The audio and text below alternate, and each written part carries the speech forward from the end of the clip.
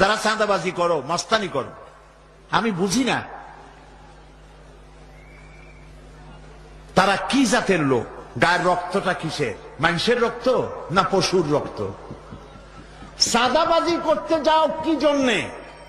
একটা মানুষ বহু টাকা বহু কষ্ট করে জমি জমা বিক্রি করে ব্যবসা করতেছে, সেখানে যাইয়া আমাদেরকে 2 লক্ষ টাকা দিতে হবে। কি চাঁদাবাজ এবং মাস্তান যারা চাঁদাবাজি করতে যাও, মানুষের কাছে খয়রাত চাও, ওই ভিক্ষা করে খাওয়া অনেক ভালো।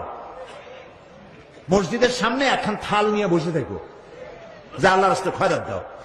দোকানদারের কাছ থেকে চাঁদাবাজি করা, বিল্ডিং কেউ নতুন বানাইতে পারে না, অমনি হাজির। গলায় সোনার চেন, হাতে কতগুলা আংটি, তারপরে হাতে মোবাইল, গলায় সোনার চেন, শহরের মহা উল্লুক জানোয়ার।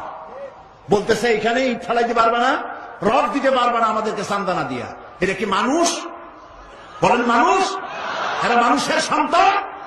এরা জানোয়ার, পশু। চাঁদাবাজ এবং মাস্তান সন্ত্রাসী, ইসলামে এদের কোনো স্থান নাই। এদেশে যদি কোরআনের রাজ কায়েম হয়, সন্ত্রাসীদের মাথা কামাইয়া ঘোল ঢেলে দেওয়া হবে, যাতে মাথা ঠান্ডা থাকে। এই জন্য মাথা ঠান্ডা করিয়া বসে থাকবে। আর সকলের চাকরি দেওয়া হবে, কাজ করো আর খাও, চাঁদাবাজি করো না। শ্বশুরের কাছে চাঁদাবাজি করে, বউর কাছেও চাঁদাবাজি করে। এত বড় লক্ষ্মী ছাড়া বউরে যায় বলে আমার হিরোইন খাওয়ার পয়সা দিবি। পত্রিকা আসছে না ভাই? কত বড় শয়তান, বউর কাছে চাঁদা চায়। আল্লাহ এইসব চাঁদাবাজ, মাস্তান, অপহরণকারী আর সন্ত্রাসী জানোয়ারদের হাত থেকে আল্লাহ এই দেশকে রক্ষা করুন। বলেন আমি, চিল্লায় বলেন আমি। এখন সিএনজি স্ট্যান্ডে সাদাবাজি আছে নাকি নাই?